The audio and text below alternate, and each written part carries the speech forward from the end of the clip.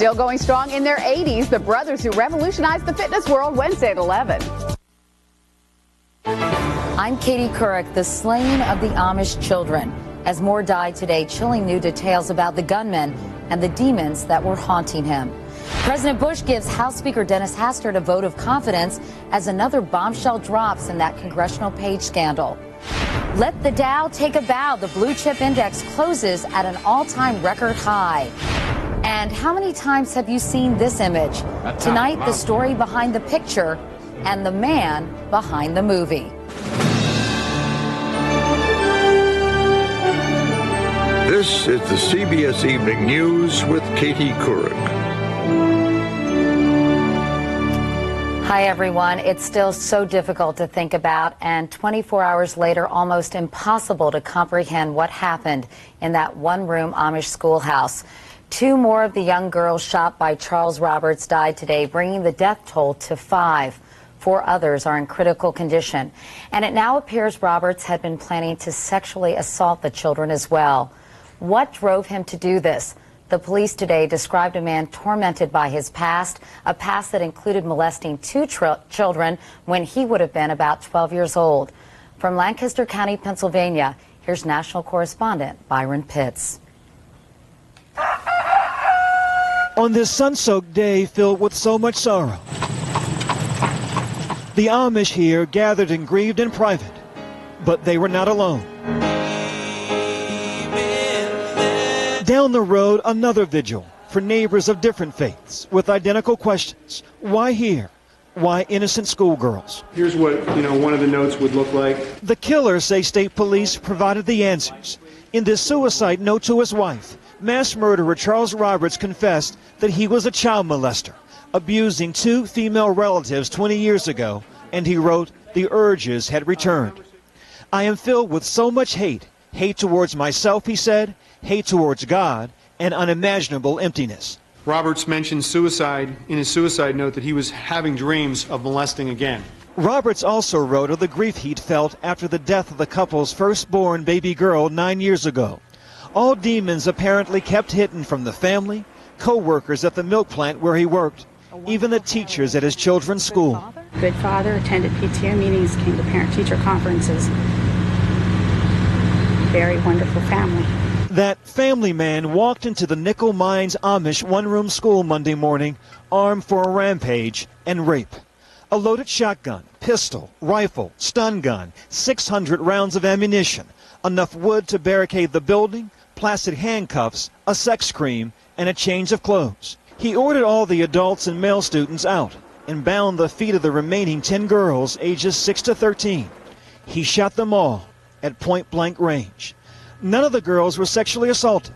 Authorities believe because state troopers caught Roberts by surprise. He fired 13 rounds from the 9mm Springfield Arms automatic, and then he reloaded. He fired at least 1 more round into himself. 10 girls from 7 families. I'm upset, especially when I think of, the kids I delivered. Rita Rose, a local midwife. She helped deliver most of the girls. She remembers 7-year-old Naomi Rose Ebersol.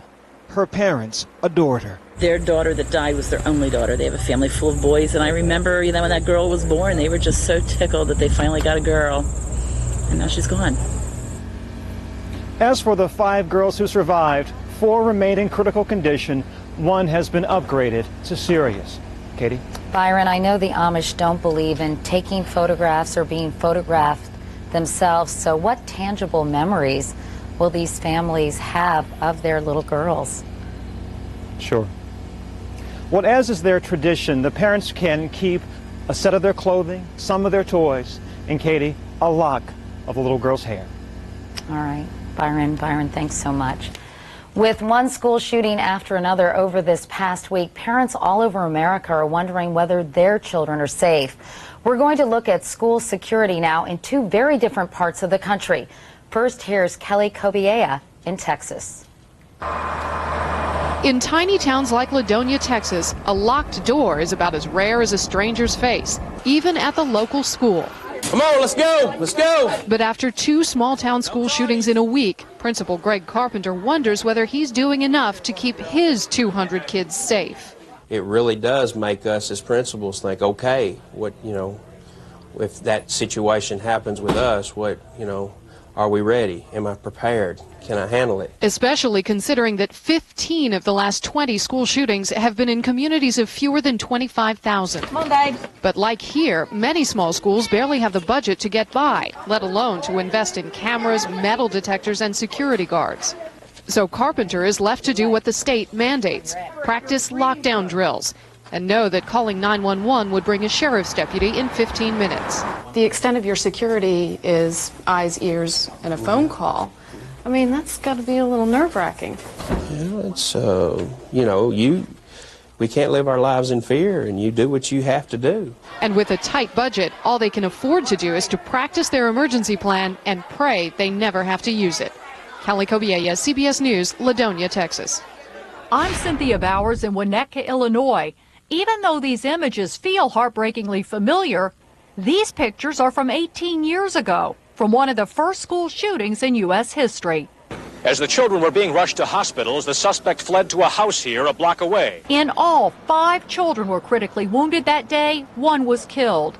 All second graders shot in their Hubbard Woods classroom by a troubled local babysitter. The former Winnetka superintendent says every school shooting since only serves as a reminder of that horrible day. There is often a sense where you least expect it. When it happens, it has an impact. Back in 1988, school security often meant waving at the front office as you walk by. As you might imagine, that changed overnight in schools around the area. And still today, even parents with kids in the district like me can't get past the front door without permission. All security measures are updated every time a school is caught in the crossfire. We really take the opportunity to review our crisis plan. How would we have handled this? It's a sad fact here, born of terrible experience. The first dollar of every budget is spent on security. Cynthia Bowers, CBS News, Winnetka, Illinois. Meanwhile, more bizarre twists in the growing scandal involving former Florida Congressman Mark Foley. His lawyer acknowledged today that Foley is gay, but denied Foley had sex with congressional pages. And then he made a shocking claim. Gloria Borgers in our Washington bureau with more on the story. Gloria? Katie, as word spread today of more sordid emails between former Congressman Mark Foley and minors, his lawyer took to the microphones late today to deliver this bombshell. Mark is asked that you be told that between the ages of 13 and 15, he was molested by a clergyman. His lawyer announced that Foley is gay, but claims he never had inappropriate sexual contact with any minor and remains in rehab. Mark Foley's congressional career ended last Friday. The one in jeopardy today belongs to House Speaker Dennis Hastert. He spent the day insisting he won't resign, admitting to some mistakes. The blame is squarely in our corner. And he did get this show of support from the president.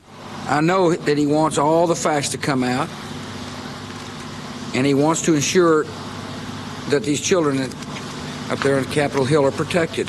But the Washington Times, a conservative newspaper, wanted Hastert's scalp, calling his management of the Foley scandal grossly negligent, and accused him of giving phony answers to questions about his internal investigation. Then Hastert's top lieutenant, John Boehner, jumped ship. In my position, it's in his corner, it's his responsibility. The clerk of the House, who runs the page program, the page board, all report to the Speaker, and I believe that it had been dealt with.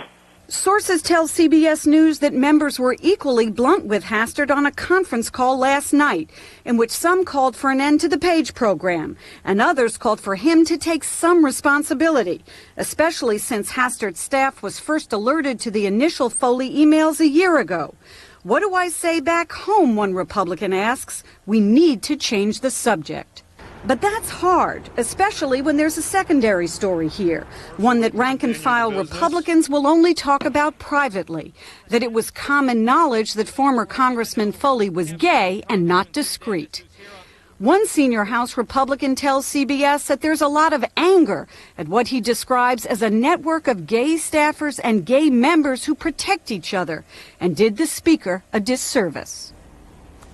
Republicans worry that their voters could well decide to sit this election out if they're disgusted. And that could mean the party loses control of the House, Katie. And Gloria, that claim of abuse that Foley's lawyer made earlier today or later today, this afternoon, is he using that as some kind of excuse for Foley's behavior? Well, Katie, he said specifically that he is not using it as an excuse. Rather, it's a way to kind of explain Foley's behavior. But you can be sure that lots of people are going to start calling it the abuse excuse. All right, Gloria Borger. Gloria, thanks so much. Meanwhile, in tonight's CBS News briefing, new details about the warning the Bush administration received 2 months before September 11th. Condoleezza Rice's office confirmed she did meet with CIA Director George Tenet in July of 2001. Our national security correspondent David Martin has learned that Tenet gave a slide presentation warning that a spectacular terror attack was imminent. In his new book, Bob Woodward says Rice brushed aside that warning, but a former aide to Tenet admits there was no indication the attacks would be inside the U.S. October is off to a violent start in Iraq. 15 U.S. soldiers and Marines have died since Sunday. That follows 74 U.S. deaths in September, the second deadliest month this year. 76 Americans were killed in April. And North Korea threatened again today to conduct a nuclear test. The White House condemned the plan. The UN Security Council will take up the issue tomorrow. For more on these and other stories, you can check out our website at cbsnews.com. Coming up next, how now or what now Dow Jones? The stock market's long road to a record high. But where does it go from here? My kids call me the finisher. Finish up in there. Okay. Finish your homework? Yes. Finish your vegetables. Something I thought I was finished with? Managing my acid reflux disease. I thought it was just bad heartburn, but my doctor said over time, stomach acid was damaging the lining of my esophagus. She prescribed Nexium, said I needed more than heartburn relief. My esophagus needed repair. One prescription Nexium pill a day not only relieves my heartburn, it healed erosions in my esophagus. So I don't just feel better, I am better. My doctor did say headache, diarrhea, and abdominal pain could be side effects of Nexium, and other serious stomach conditions may still exist.